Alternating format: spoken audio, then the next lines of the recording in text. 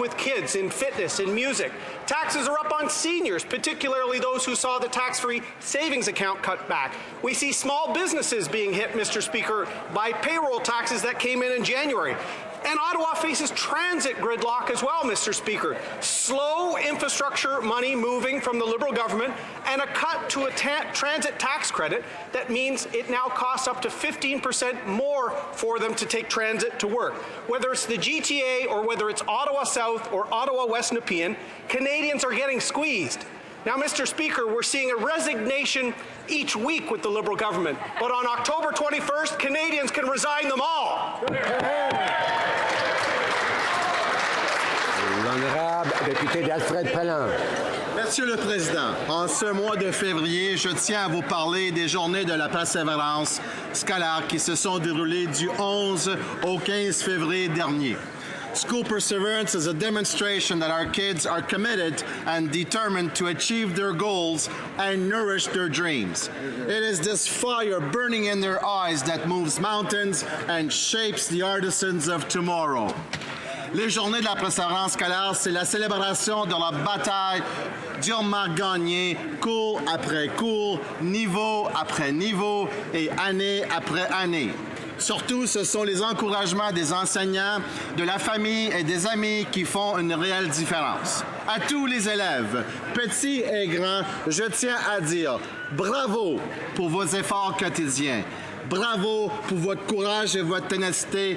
Bravo pour les gestes que vous posez chaque jour. Bonne réussite. Bravo. The honourable member for Fundy Royal. Mr. Speaker, last week I delivered Valentine's for Vets, and I met Merchant Navy veteran John Stevenson, who shared with me his stories of service and memories of lost comrades at sea. He asked me to share this poem with the House and all Canadians in remembrance. In ocean waste no poppies blow, no crosses stand in ordered row. There young hearts sleep beneath the wave, the spirited, the good, the brave. But stars a constant vigil keep for them who lie beneath the deep. 'Tis true you cannot kneel in prayer on certain spot and think he's there, but you can to the ocean go, see whitecaps marching row on row. No one for him will always ride in and out with every tide. And when your span of life is past, he'll meet you at the captain's mast. And they who mourn on distant shore for sailors who'll come home no more can dry their tears and pray for these who rest beneath the heaving seas. For stars that shine and winds that blow, and whitecaps marching row on row. And they can never lonely be, for when they lived they chose the sea. Lest we forget. The honourable member for Medicine Hat, Cardston Warner. Mr. Speaker, the Liberal government is in chaos, which means they are not spending any time fixing the energy sector crisis that they created. Today, the United We Roll convoy arrived in Ottawa. Their purpose is principled and worthy as they create awareness for the oil and gas industry and raise concerns about the carbon tax and repealing the No More Pipelines Bill C-69 and Bill C-48. They are concerned, like millions of Canadians, that the current Liberal government has not and is not supporting them, their families, their communities, or the energy sector. They feel that they have lost their voice to a government that no longer works for them, and they will not be ignored any longer. As our Conservative leader has said, the United We Roll convoy is a testament to the importance of Canada's energy sector and the crisis it's facing. Canadian energy workers deserve a government that supports their industry and champions it worldwide. That's right. Conservatives will fix the Liberal mess and get people back to work. Hear, hear. Hear. The honourable member for Brampton North. Mr. Speaker, Black History Month has always been about celebrating the achievements of Black Canadians, both past and present.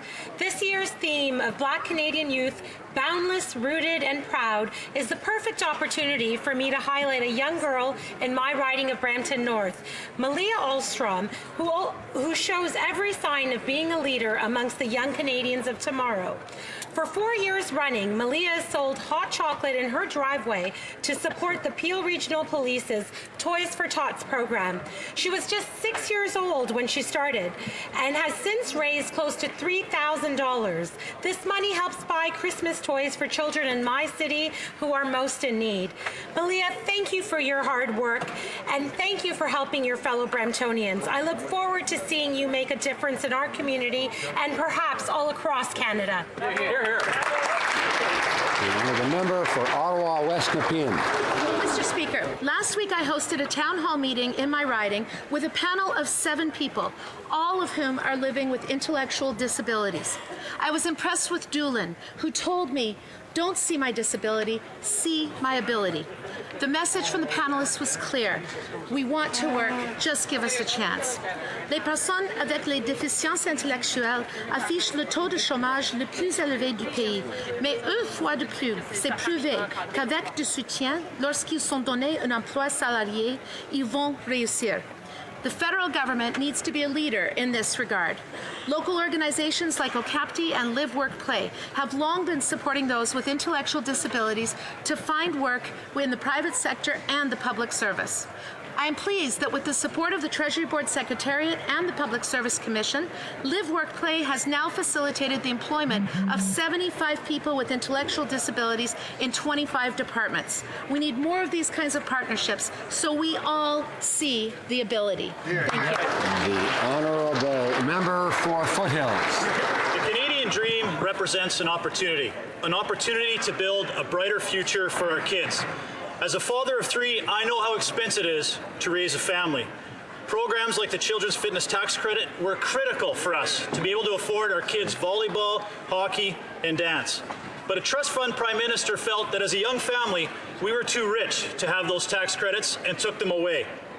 Instead, he is raising taxes on Canadian families. Carbon tax, EI, CPP, and on April 1st, taxes go up again on beer and wine, thanks to the Liberals' unprecedented escalator tax. Wow. Because of failed Liberal policies, Canadians are paying more for housing, gas, and groceries, and also for our children's sports, arts, and school textbooks. Liberal deficits are getting deeper, and our taxes are getting higher. The Liberals are spending the Canadian dream out of reach. Conservatives will stand with hard-working Canadian families. We will scrap the carbon tax, we will build pipelines, and we will get Canada back on track.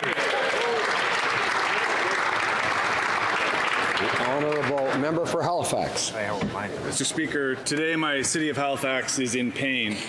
Residents of the Quartz Drive in the neighborhood of Spryfield were awoken last night by a loud bang, screams, and the truly horrifying sight of their neighbor's home engulfed in raging flames.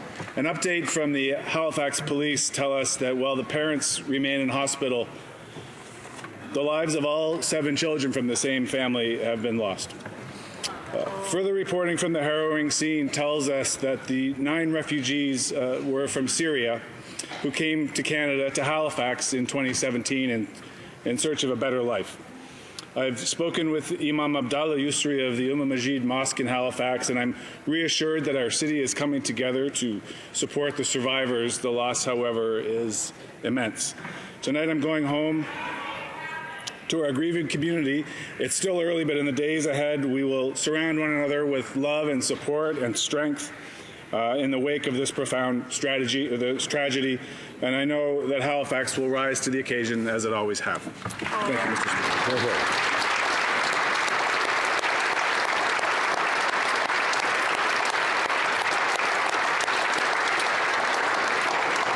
L'honorable député d'Algoma, Manitoulin, Kapuskasey. Mr. Speaker, Susan Clark is a diabetes educator making a big difference in people's lives.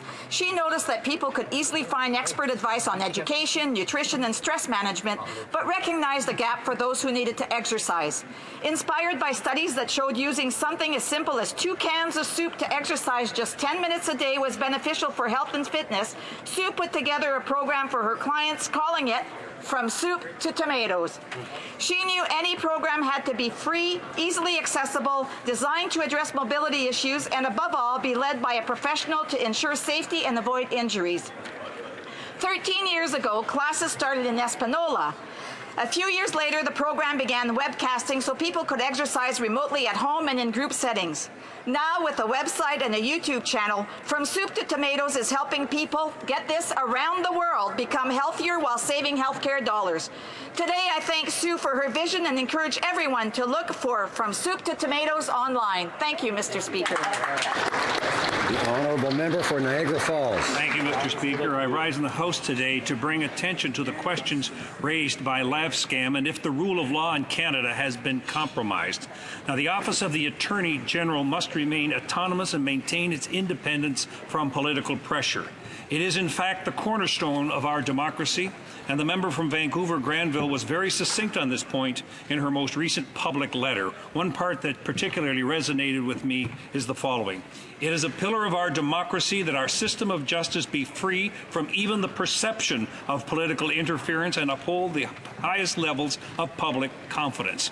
That is why, Mr. Speaker, it's imperative that the former Attorney General and Mr. Butts be allowed to speak at the Justice Committee. Canadians must have the assurance that the rule of law in Canada has been upheld and has been in no way brokered or suppressed. It is fundamental and must be applied equally to all persons. As Martin Luther King stated, injustice anywhere is a threat to justice everywhere.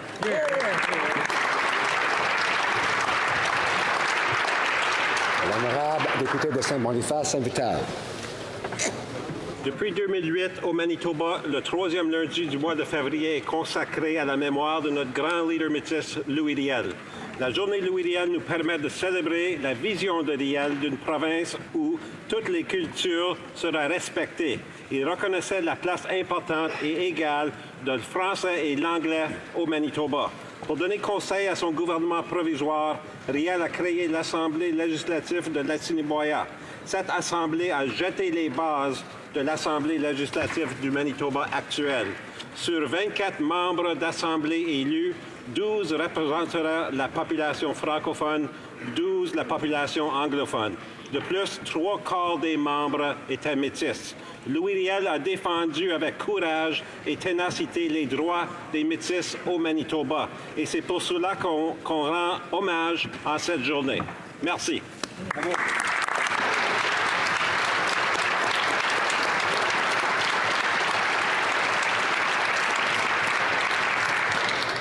Oral questions, questions orales. The Honourable Leader of the Opposition.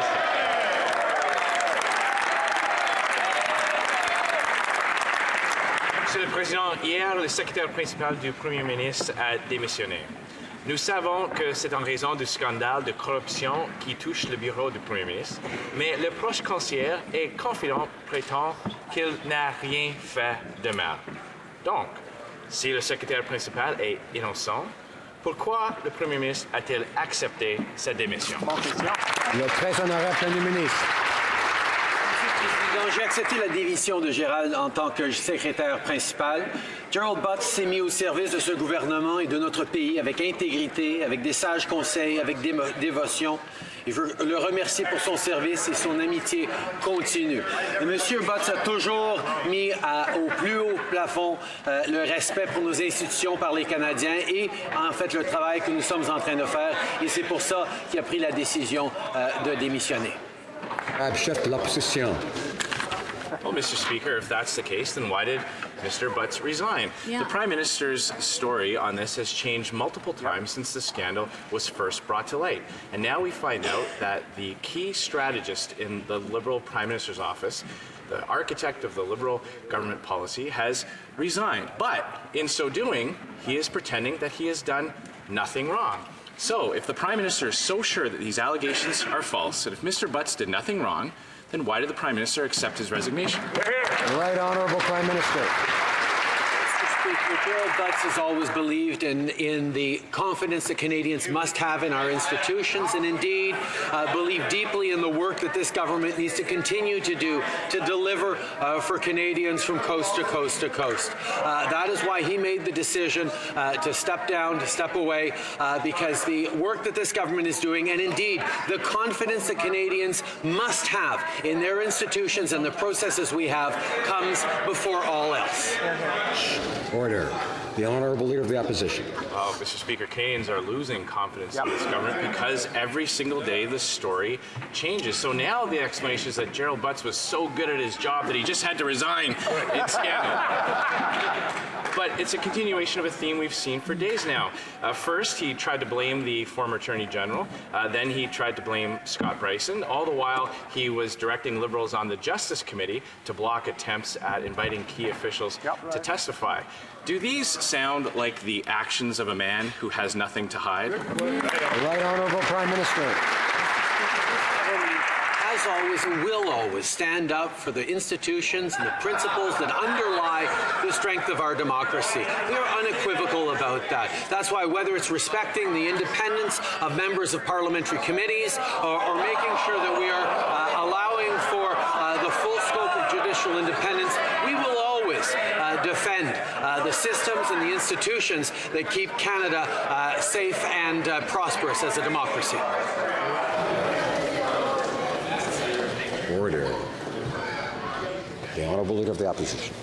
Well, Mr. Speaker, when these allegations were first raised, the Prime Minister tried to dismiss them as being completely false. His story then changed multiple times. He's blamed several individuals, and now his principal advisor has quit. But there is one person who could clear up a lot of the issues around this situation, and that's the one person that the Prime Minister won't allow to speak. He continually speaks for the Attorney General, but I believe Canadians would like to hear from her herself. Will the Prime Minister do the right thing and waive the attorney-client privilege that he claims to have and let the former Attorney General speak? Right Honourable Prime Minister. With everything this government has done, domestically, internationally, internally, we always consistently stand up for the rule of law, for the independence of our judiciary. We will continue to do that and continue to do the right thing. In the matter of solicitor-client privilege, the member opposite must know that there are real dangers of unintended consequences, particularly on the two court cases currently wending their way through the courts. That is why I have asked our Attorney General to give me advice on the very important matter. Order. The Honourable Leader of the Opposition. I think the unintended consequences he's worried about is losing more key staff in the Prime Minister's office as the truth comes out on this. So it's clear that we're just going to get the rehashed talking points and the Prime Minister's rhetoric, trying to convince Canadians that there's nothing to see here. So I'll ask him a very specific question, and this is one that should be easy for him to answer. The Budget Implementation Act became law on June 21st, 2018, which means that's when deferred prosecution agreements became possible. Can the Prime Minister tell this House how many times since June 21st of last year did Gerald Butts meet with the former Attorney General? The Right Honourable Prime Minister. Mr. Speaker, the Cabinet gets together every Tuesday to talk about a broad range of issues. We continue to meet regularly as MPs, as caucus members. Members in my office are engaged constantly with various departments and with ministers to stand up for Canadian jobs, to make sure we're moving forward in the right way, to make sure we're standing up for the institutions and principles that underpin our democracy. We will always work hard to make sure we're delivering properly for Canadians. Député de Rimouski-Neigette-Mascouette-les-Basses. En fin de semaine dernière, nous avons eu le ministre du Développement économique et la ministre des Services publics et de l'approvisionnement qui sont passés à la télévision et qui ont déclaré qu'il était important que nous ayons la version de l'ex-ministre de la Justice dans toute cette affaire. Et on est d'accord. Le problème, c'est que les membres libéraux du comité de justice ont empêché et ont dit non à la comparution de l'ex-ministre de la Justice ainsi que de Gerald Butts. Il est clair que la députée de Vancouver-Granville veut donner sa version de l'histoire. Le premier ministre nous en a donné 5 jusqu'ici. Est-ce qu'il va nous permettre de pouvoir avoir cette version de l'histoire en levant le secret professionnel qui la lie? Le très honorable Premier ministre. Monsieur le Président, j'ai demandé au procureur général de me faire des recommandations en ce qui a trait au dossier du secret professionnel de l'avocat. Le gouvernement va toujours faire tout son travail correctement et en respectant toutes les règles et toutes les lois. Député de Rimouski-Neigette-Mascouette-les-Basses. Ce que le ministre a à faire pour qu'elle puisse donner sa version de l'histoire pour la comparer aux 5 qu'il nous a donnés, c'est de lever le secret professionnel et il refuse de le faire. Le comité de la justice refuse de faire son travail et d'enquêter sur des allégations qui sont très, très sérieuses au niveau de l'obstruction politique. Les Canadiens veulent la vérité. Ils veulent aussi de la transparence et ils veulent surtout comprendre pourquoi l'ex-ministre de la Justice a eu besoin d'écrire It's a pillar of our democracy that our system of justice be free from even the perception of political interference and uphold the highest levels of public confidence. S'ils ne lèvent pas le secret professionnel, est-ce qu'ils vont au moins permettre une enquête publique indépendante? Président ministre. Monsieur le Président, de ce côté de la Chambre, nous avons entièrement confiance en le commissaire à l'éthique et au conflit d'intérêts de faire son travail. Quand il a annoncé qu'il s'intéressait à cette question, on l'a appuyé et on accueille la nouvelle qu'il travaille avec grande ouverture. Et comme le député en face devrait le savoir, les députés membres des comités parlementaires font leurs propres décisions par rapport à ce que les comités parlementaires étudient. Honourable member for Timmins James Bay.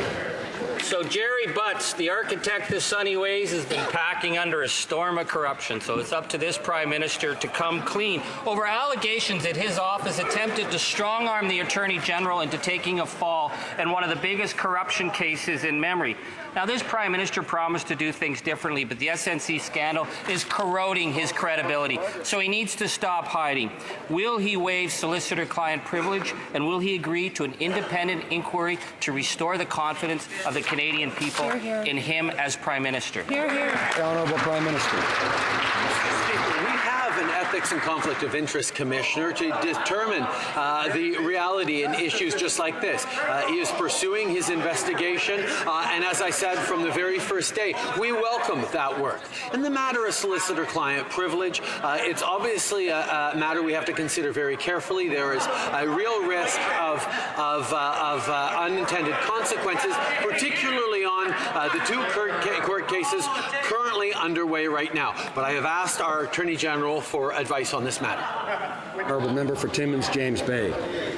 I'm listening really hard, but for a Prime Minister who claims to be innocent, my God, he's sounding guilty. Because the client here is the Prime Minister, and the question is whether he tried to strong-arm his former Attorney General and then had her fired because she wouldn't take a fall in one of the biggest corruption cases. So stop hiding behind the legal games. Let her speak. Enough with this, he said. And then he said something different. And when that didn't work, he said something else about what she was supposed to say. Just let her speak. Do the right.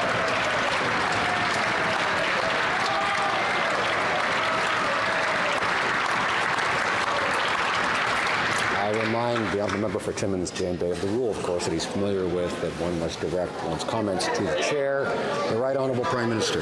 Mr. Speaker, unlike the member opposite who's speaking disparagingly about laws and legal issues, we continue to respect our system of justice. We respect the independence of the judiciary. We will always do our work that way. That is why we welcome the news that the Ethics Commissioner is going to be looking into this matter, and we will fully cooperate with them. That is something that Canadians expect as we uphold the highest standards of their faith in our institutions.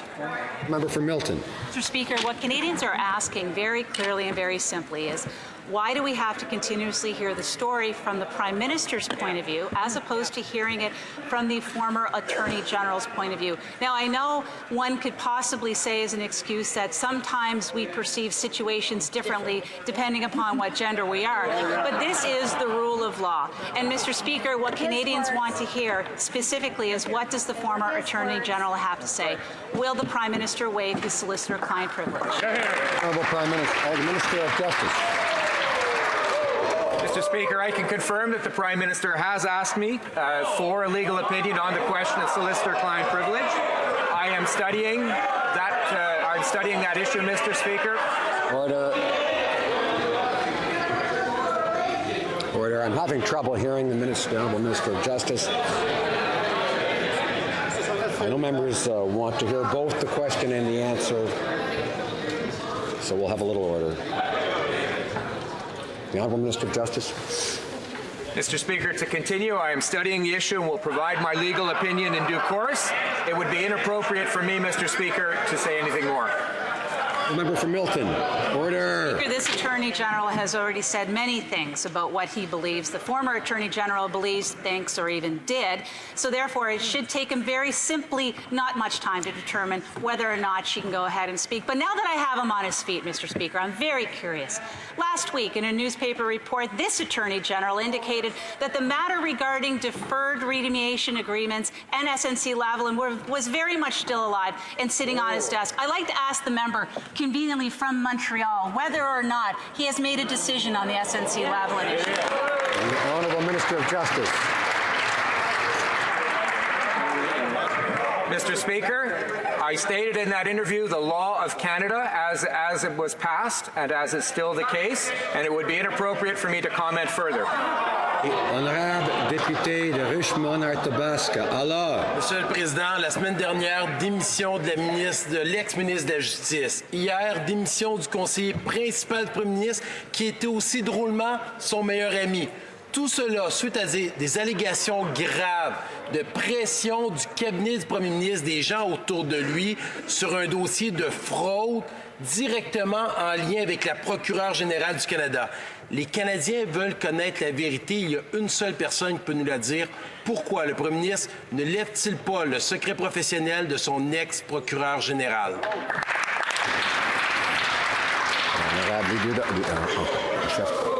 Avant que l'ancien secrétaire principal du Premier ministre a partagé une lettre, il a partagé cette lettre avec tous les Canadiens. Je pense que c'est vrai, on peut tous être agréables que tous les députés et nos équipes sont ici pour travailler fort pour les Canadiens. Pour moi, c'est ma priorité. Pour le gouvernement de ce côté et tous les députés, nous allons continuer pour travailler pour les Canadiens. C'est ce qu'on a fait, c'est ce qu'on va continuer à faire. Merci, Monsieur le Président. Député de Richmond-Arthabasca. Chaque jour, Monsieur le Président, depuis les révélations du Globe and Mail, le Premier ministre, pas les autres, le Premier ministre nous donne une nouvelle version. Et drôlement, cette version elle change de jour en jour. Hier, son conseiller principal, qui est aussi son ami très proche, a démissionné en affirmant qu'il n'avait rien à se reprocher. Pourtant, la situation, elle est grave. On parle d'ingérence politique dans le système de justice. Et il y a une personne qui peut donner sa version et nous donner la vérité aux Canadiens et Canadiennes, c'est l'ancienne procureure générale. Est-ce que le Premier ministre peut lui permettre tout simplement de parler? L'honorable du gouvernement à la Chambre. Monsieur le Président, encore une fois, le député en face, il sait très bien que l'ancien secrétaire principal du Premier ministre a partagé une lettre, il a partagé ses raisons et le Premier ministre a accepté la démission de Gerald Butt. Et nous savons que de ce côté de la Chambre, nous allons continuer pour travailler fort pour les Canadiens. Nous avons respect pour l'indépendance du système judiciaire. De ce côté de la Chambre, on va encourager eux pour faire leur travail. Merci, Monsieur le Président. Honourable Opposition House Leader. Mr. Speaker, for the last 13 days, the Prime Minister's answers on this issue have been all over the map. First, he denied. Then there was a whisper campaign out of his office insulting and disparaging the former Attorney General. And now, Mr. Speaker, there is the answer of, it's not my fault, it's got to have been somebody else's fault. And his principal secretary has resigned, but for no reason. This government is in absolute chaos and disarray. Canadians deserve answers. We need to hear from the former Attorney General. Will the Prime Minister waive privilege and let her speak? Honourable Government House Leader. Mr. Speaker, as I have stated in French, I will now state in English once again. The former Principal Secretary to the Prime Minister has shared his reasons publicly with all Canadians. The Prime Minister has accepted his resignation. When it comes to the independence of our judicial system or officers of Parliament, we respect their work. And that is a clear contrast from the previous government that constantly undermined the work that they did. We will not do that on this side, Mr. Speaker. We'll continue working hard for Canadians, the very people that sent us here. Thank you, Mr. Speaker. The Honourable Opposition House Leader. Order. That was not an answer, Mr. Speaker, and that was frankly embarrassing to see the government House Leader do that. Mr. Speaker, there is nobody who is watching this scandal saying that there's nothing to see here. From political commentators to the media to legal experts, there are questions that have to be answered. The actions of this government are actions of a government and a Prime Minister who have something something to hide. So, Mr. Speaker, there is somebody who can answer. That's the former Attorney General. We want answers. Canadians want answers. Will you let her speak?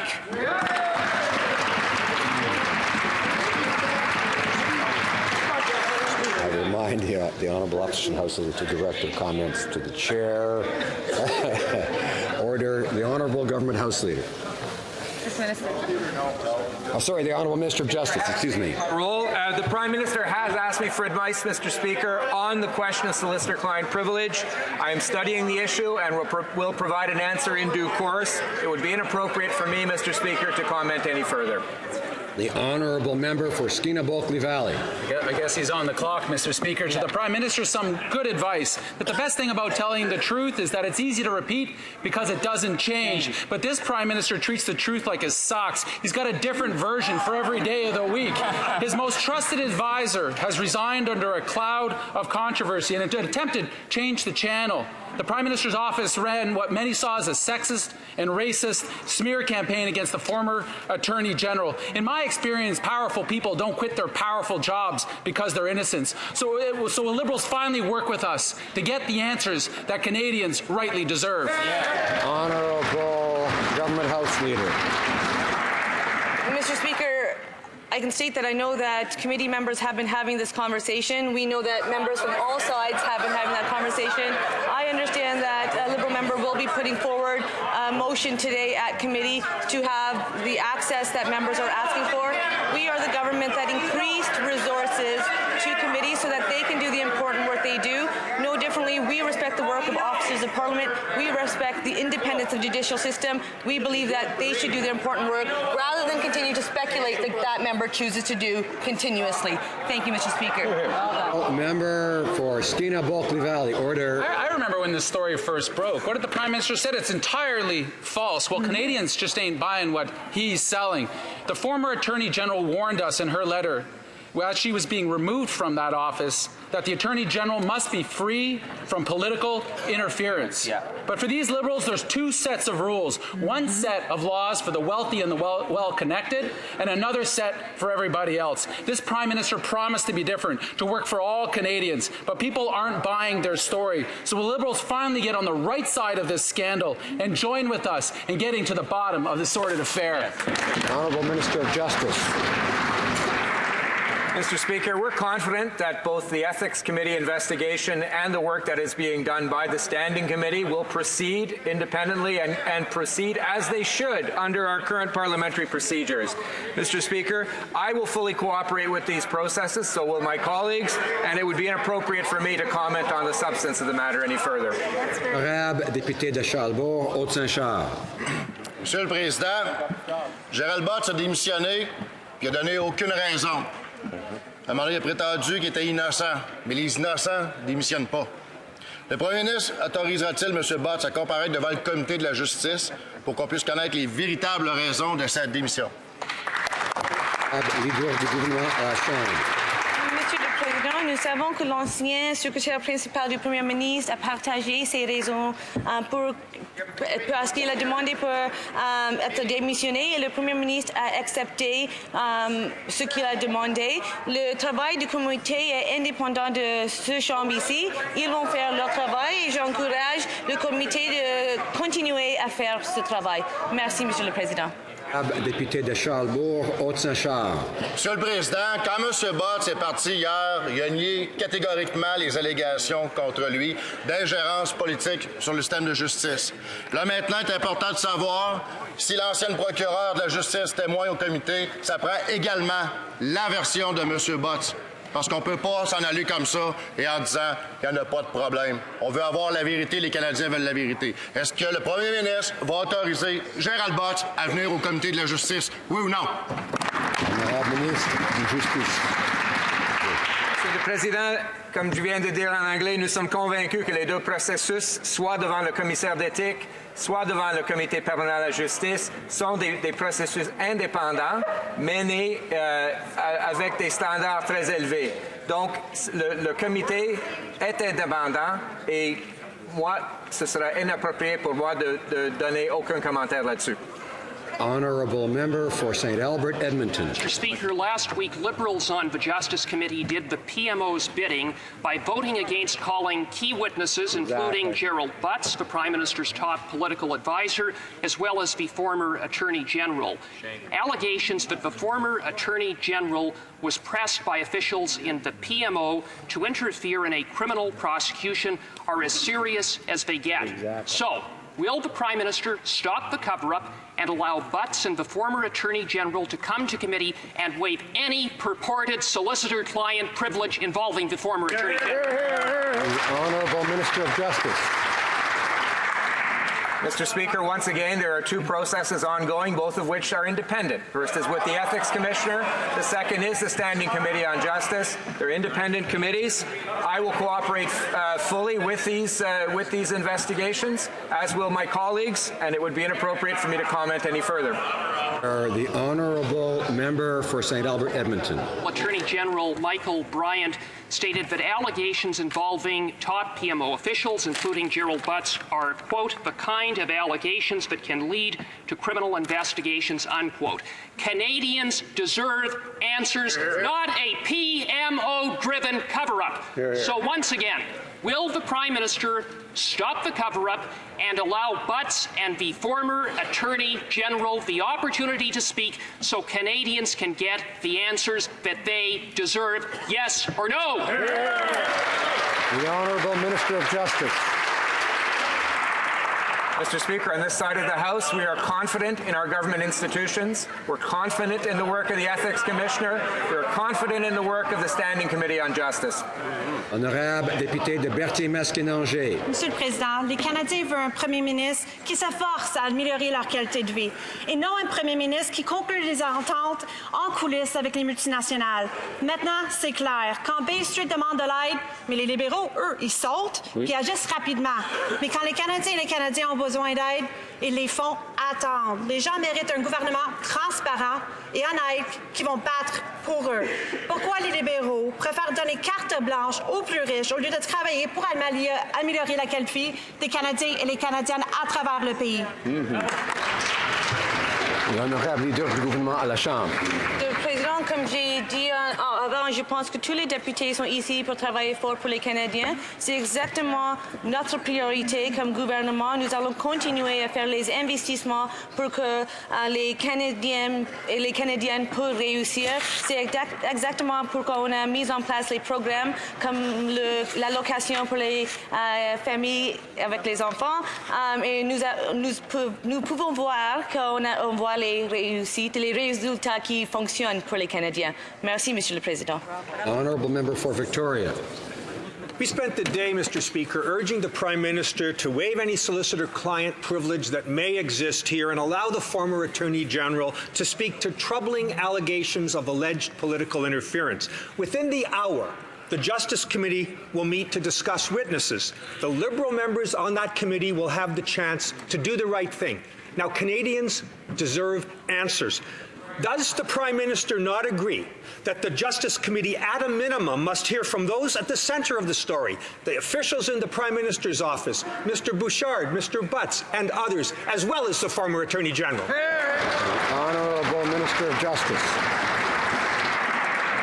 Mr. Speaker, once again, I reiterate that our government is confident in the work of the Standing Committee on Justice, as we are confident in the work of the Ethics Commissioner. Those are independent committees. They will do their work under the public eye, and we will fully cooperate with both of them. Very good. The Honourable Member for Mississauga, East Cooksville. Mr. Speaker, our government has shown an unprecedented commitment to the fight against poverty. Since 2015, we've helped Canadians through the Canada Child Benefit and enhanced benefits for seniors. More than 650,000 Canadians have been lifted out of poverty. In the Poverty Reduction Act, the government outlined its goal for achieving the lowest level of poverty in Canada's history.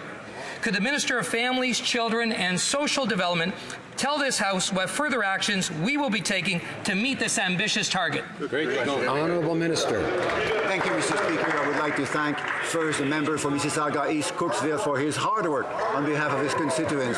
From day one of our mandate, we worked very hard to give every Canadian a fair and a real chance to succeed.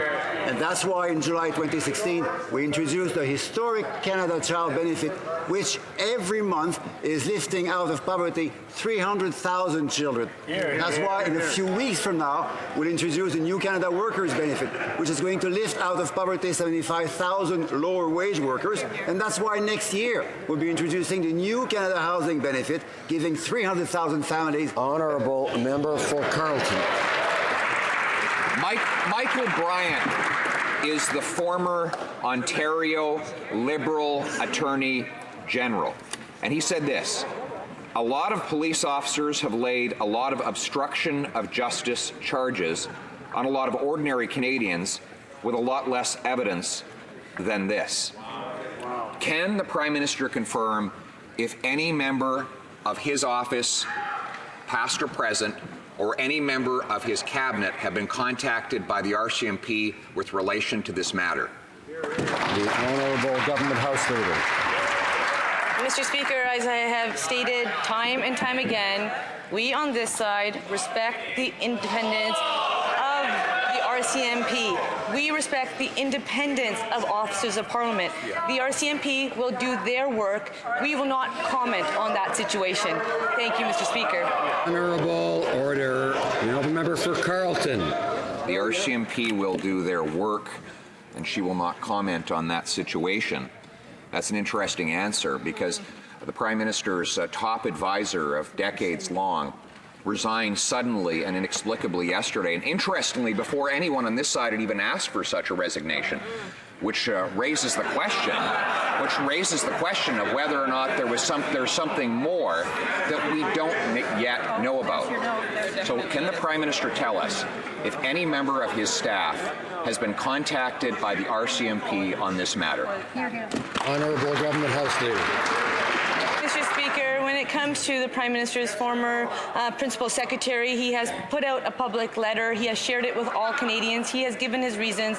The Prime Minister has accepted his reason. What I know, it's clear, is that all members and all of our teams want to work hard for Canadians. That has been this government's focus. That will remain our focus, and moving forward, that's what our priority is. It's Canadians to ensure that they have a better quality of life, and that's exactly what our record shows. That's exactly what the results show. Thank you, Mr. Speaker. L'honorable député de Louis-Saint-Laurent. Monsieur le Président, la question est très sérieuse et très importante. Un ancien procureur général de la province de l'Ontario a dit que si jamais un politicien l'avait appelé dans une cause criminelle ou une cause judiciaire, il aurait raccroché et appelé immédiatement la police. C'est exactement ce dont il est question dans le scandale de SNC-Lavalin. La question est très simple. Est-ce que le premier ministre, Gerald Butts, ou quiconque de son cabinet ou du bureau du premier ministre a été contacté jusqu'à présent par la GRC dans le scandale de SNC-Lavalin? Oui ou non? À la Chambre. L'ancien secrétaire principal du Premier ministre a partagé une lettre avec tous les Canadiens. Il a partagé ses raisons et tout le monde peut le lire. Les conservateurs continuent leur double discours.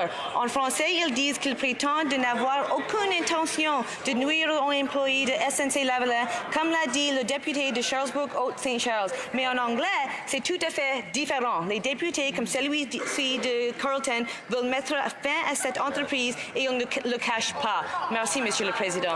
Honorable député de Louis-Saint-Laurent. Monsieur le Président, nous reconnaissons tous au gouvernement libéral la propension à donner 5 versions différentes dans le scandale qui occupe actuellement SNC-Lavalin et également l'ancienne procureure générale. La question est pourtant fort simple, Monsieur le Président. Il y a une personne au Canada qui sait ce qui s'est passé. On est 330 députés ici. Cette personne-là est dans cette Chambre. Est-ce que le premier ministre va enfin donner à l'ancienne procureure générale la liberté de parole que tous les Canadiens veulent qu'elle ait? Honorable ministre de Justice. Monsieur le Président, le Premier ministre m'a demandé un avis légal sur la question de secret professionnel dans ce dossier. J'analyse actuellement ce dossier. Je donnerai mon opinion légale à un moment opportun. Il est donc inapproprié de commenter plus avant sa question. Honorable member for Windsor West.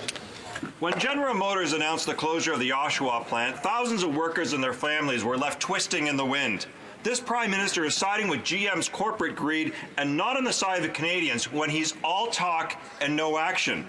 Oshawa auto workers have called on this Liberal government to not purchase GM vehicles not made in Canada for government procurement. The Prime Minister talks about supporting the workers. Now here is a specific request on the table. Will he do what they have asked? The Honourable Minister of Innovation. Mr. Speaker, our government has been absolutely clear when it comes to supporting the automotive sector and the auto workers. We, through our programming and policies, have seen significant investments in the automotive sector since 2015. With the recent announcement by QNX BlackBerry, that takes us over $6 billion worth of investments. With respects to Oshawa, we've been very clear when it comes to Unifor, when it comes to GM. We will be at the table, part of the solution to protect those jobs going forward, Mr. Speaker. Member for Essex. Well, no one has even seen you in Oshawa. Well, Mr. Speaker, it's clear this...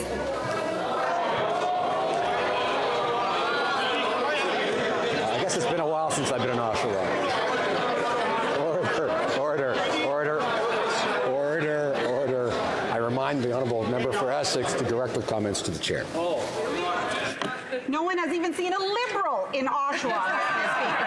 It's clear this Liberal government would rather invest their time and energy to help rich, corrupt corporations get off the hook instead of standing up for the thousands of GM workers who are scrambling to ensure a future for their families. Canadians deserve a government that is willing to stand up and fight for their job and communities. The Canadian government has spent $320 million over the last 10 years buying GM vehicles for public use. Will this Prime Minister stand up for Canadian workers and commit now to stop buying GM cars with taxpayer money that are not built or... The Honourable Minister of Innovation. Mr. Speaker, we've always defended and supported the auto workers. We've always stood up for the automotive sector. It's through our policies and programs that we've seen historic investments. We actually turned the corner because under the previous Conservative government, 50,000 automotive jobs were lost in the first 3 years. 2 years before, 20,000 jobs before the recession even hit. We understand how important Oshawa is. We'll continue to work with Mary Barra, GM, and also Jerry Dias as well to find a solution to protect these very important jobs in Oshawa. Well, member for Aurora, Oak Ridges, Richmond Hill. Mr. Speaker, the Prime Minister's most trusted advisor has now resigned over the SNC-Lavalin scandal. I swore an oath to serve and defend this country, as did many of my colleagues on both sides of this House. This is not about partisan politics. It's about trust in our democracy and a judicial system. Order.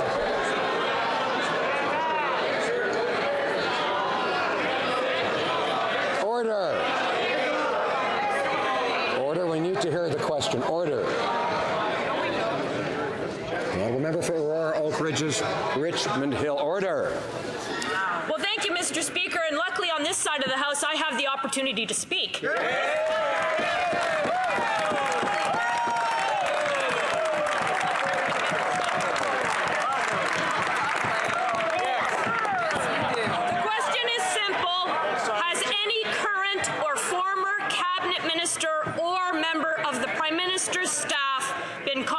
By the RCMP on this scandal. The Honourable Government House Leader. Mr. Speaker, I can say that we have no knowledge of such activity. To refer to the member's other comments, I on this side am very proud of the work that we are doing as a government. We can see that the results speak for themselves. The investments that we are making are seeing 300,000 plus children lifted out of poverty. We see that our communities are growing. We see the investments in infrastructure are working. We see our municipalities are stronger than ever before. We should be very proud of this work, and we know that we have to continue working hard so that Canadians can succeed. That's exactly who we are here for. Thank you, Mr. Speaker. Well, member for Aurora, Oak Ridges, Richmond Hill. I think my honourable colleague may be forgetting that as a Minister of the Crown, she swore an oath to faithfully execute the power entrusted to her, which includes protecting our judicial system from political interference. If a minister won't stand up and be counted to defend the principles of our democracy, who will? So the question is simple. Has any current or former cabinet minister or staff been contacted by the RCMP on this scandal? Honourable Government House Leader. We have no knowledge of any such activity. I think that's a fairly clear answer. Thank you, Mr. Speaker. Honourable member for Chilliwack Hope. Mr. Speaker, one might think if the RCMP had contacted former or current cabinet ministers or current or former PMO operatives that they might know about that, Mr. Speaker. The fact that they don't know whether the RCMP has or has not started an investigation is troubling. This is a scandal that goes right to the heart of the Prime Minister's offices. So we will ask again, has the RCMP contacted any current or former cabinet minister or staff or any current or former Prime Minister's office individuals in order to get to the bottom of this obstruction of justice case? Honourable Government House Leader. Speaker, we have no knowledge of any such activity. Thank you, Mr. Speaker. The Honourable Member for Davenport. Mr. Speaker, economists are virtually unanimous in the view that carbon pricing reduces greenhouse gas emissions at the lowest possible cost to the economy. It is disappointing that while climate change is having a real impact on the health and well-being of Canadians, Conservative politicians are wasting millions of taxpayer dollars fighting climate action in court. Meanwhile, they still have no plan to protect the environment. Can the minister please update the House on the actions our government is taking to fight climate change while growing our economy? Thank you, Mr. Speaker. Minister of Environment. Thank you, Mr. Speaker. I want to thank the honourable member for Toronto Danforth for her long-time advocacy on climate change. It was great to see last week in Saskatchewan at the court that we had farmers represented, we had young people represented, we had environmentalists represented, we had doctors represented, health professionals, economists represented, saying we need to put a price on pollution, we need to take action on climate change. And we know that you can do it in an affordable way, that you can do it in an effective way by giving money back. A family of 4 in Ontario will get $307 more than 8 out of 10 families will pay. It's unfortunately the other side. L'honorable député de Beauport, Côte-de-Beaupré et d'Orléans, Charlevoix. 1999, Shawinigan. 2004, Commission Montgomery. 2017, première fois qu'un premier ministre est reconnu coupable en matière d'éthique. Aujourd'hui, l'ingérence politique dans un processus judiciaire. Le gouvernement libéral perd la confiance des Canadiens et avec une 3e démission de personnes influentes, soit celle de son bras droit et ami Gérald Butts, les gens sont en droit d'avoir de vraies réponses. Devant ce constat accablant, acceptera-t-il de faire toute la lumière sur cette histoire en votant en faveur d'une enquête publique? Oui ou non? Honorable ministre de Justice. Monsieur le Président, nous sommes convaincus que les 2 processus indépendants actuellement en cours seront menés de manière approfondie et équitable et fourniront aux Canadiens et Canadiens les réponses et les informations qu'ils recherchent. Le Comité permanent de la justice ainsi que le commissaire d'éthique sont 2 institutions en qui nous avons de la confiance. Député de Saint-Hyacinthe, Bagat. Mr. Speaker, this weekend, part of the arena roof of the Algonquin community of Timiskaming First Nation collapsed overnight, then the structure caught fire. The community have worked very hard to build this arena, and all this effort have disappeared in smoke. They need our help. Can Timiskaming First Nation count on the Liberals to rebuild the arena? The Honourable Minister. And my department, my officials will look into the matter immediately. Wherever we can be of assistance, we will be. And we always look for a community-led solution wherever we can. Thank you very much. The Honourable Member for Steveston, Richmond East. Monsieur le Président, le ministre des Transports a rencontré en janvier ses homologues des provinces et territoires afin de discuter de l'éventuelle électrification des véhicules. Le ministre peut-il nous informer des intentions de notre gouvernement libéral afin de lutter contre les changements climatiques? Ministre des Transports. Monsieur le Président, je tiens à remercier mon collègue de Steveston, Richmond East, pour son excellente question. Nous, on reconnaît l'importance des changements climatiques et le besoin d'encourager l'achat et l'adoption des véhicules à 0 émission. Malgré l'insouciance des conservateurs, nous, on va de l'avant avec des mesures concrètes. Pendant que les conservateurs continuent de nier les changements climatiques parce qu'on n'a pas encore vu leur plan pour l'environnement, nous, on pose des gestes concrets pour s'assurer que nos enfants et nos petits-enfants vont avoir un environnement sain. The honourable member for Calgary-Nose Hill. There was a time when men could tell women, shh, honey, nothing to see here, I'll speak for you. By refusing to allow the former Justice Minister to speak on allegations of using his office to influence the outcome of a massive criminal corporate corruption case while speaking for her, he is saying that time is not past. Will the Prime Minister allow her to freely speak instead of telling Canadians day after day that yet another woman experienced things differently than he did? Wow. The Honourable Minister of Justice. Speaker, the Prime Minister has asked me for advice on the question of solicitor-client privilege. I'm studying the issue and will provide my legal advice in due course. It would be inappropriate for me, Mr. Speaker, to comment any further. L'honorable député de Rivière-du-Nord. Merci, Monsieur le Président. Monsieur le Président, tout le monde veut que les criminels à cravates qui dirigeaient SNC-Lavalin répondent de leurs actes devant la justice. C'est unanime. Ce qu'on ne veut pas au Bloc québécois, par contre, c'est perdre des milliers d'emplois et un autre siège social au Québec. Ça a l'air simple, dit de même. Malgré tout, le premier ministre ne cesse de s'embourber dans ce dossier et il cherche désespérément à blâmer quelqu'un, n'importe qui, pour son fiasco. Peut-il nous garantir que les travailleurs de SNC-Lavalin ne seront pas les victimes de la série d'erreurs dont il est responsable dans ce dossier? Oui, bravo. Monsieur le Président, notre gouvernement fait son travail correctement et en suit toutes les règles et les lois. Nous défendons les principes, l'indépendance judiciaire et la primauté du droit. Nous allons toujours respecter la loi, nous allons toujours respecter le travail le commissaire et nous allons toujours travailler très fort pour tous les Canadiens et les Canadiennes. Merci, Monsieur le Président. Député de Rivière-du-Nord. Merci, Monsieur le Président. Monsieur le Président, l'accumulation d'erreurs dans la gestion de la crise SNC-Lavalin n'a tout simplement pas de bon sens. C'est une véritable catastrophe. Comparé à ça, on dirait presque que le dossier Trans Mountain a été bien géré. Mais pendant ce temps, le premier ministre s'embourbe dans ses niaiseries et l'emploi de milliers de travailleurs au Québec est menacé. Est-ce que le gouvernement va agir selon les paramètres que lui donne la loi pour préserver le siège social de SNC-Lavalin à Montréal et les milliers d'emplois qui y sont rattachés, ou si je vais continuer de faire bâiller le premier ministre, Monsieur le Président? Honorable ministre de l'Infrastructure. Laissez-moi être très, très clair. On peut absolument, dans notre système parlementaire, Monsieur le Président, représenter les intérêts des travailleurs, des retraités, des fournisseurs, de n'importe quelle compagnie au Canada, tout en respectant toutes les règles d'éthique et toutes les règles légales qui entourent ces discussions, Monsieur le Président.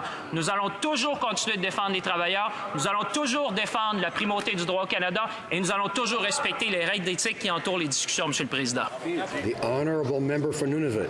Thank you, Mr. Speaker. My question is for the Minister of Intergovernmental and Northern Affairs and Internal Trade. It was recently announced that the long-awaited Arctic and Northern Policy Framework may finally be ready for release in June.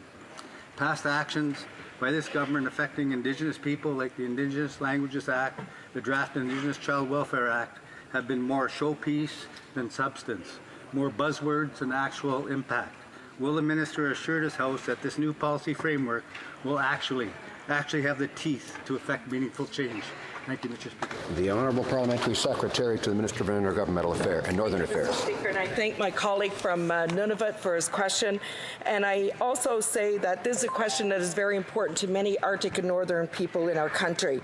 We know that and understand that if we are going to succeed in North and Arctic regions of Canada, that people have to be the architects of their own vision and be able to move forward.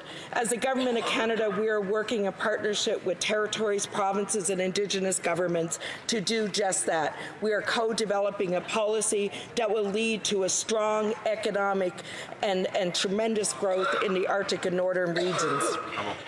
L'honorable député de Rivière-du-Nord se lève avec un appel au règlement. Merci, Monsieur le Président. Monsieur le Président, je pense que vous trouverez le consentement unanime dans cette Chambre sur la motion suivante, que de l'avis de la Chambre, le gouvernement doit, dans le dossier SNC-Lavalin, faire tout en son pouvoir, selon les paramètres de la loi, pour, tel que prévu à l'article 715.31 du Code criminel, réduire les conséquences négatives des actes répréhensibles de certains dirigeants sur les personnes employées, clients, retraités ou autres qui ne s'y sont pas livrés, tout en tenant responsables celles qui s'y sont livrées, afin de préserver les milliers d'emplois au Québec et au Canada et afin d'assurer le maintien du siège social de l'entreprise à Montréal.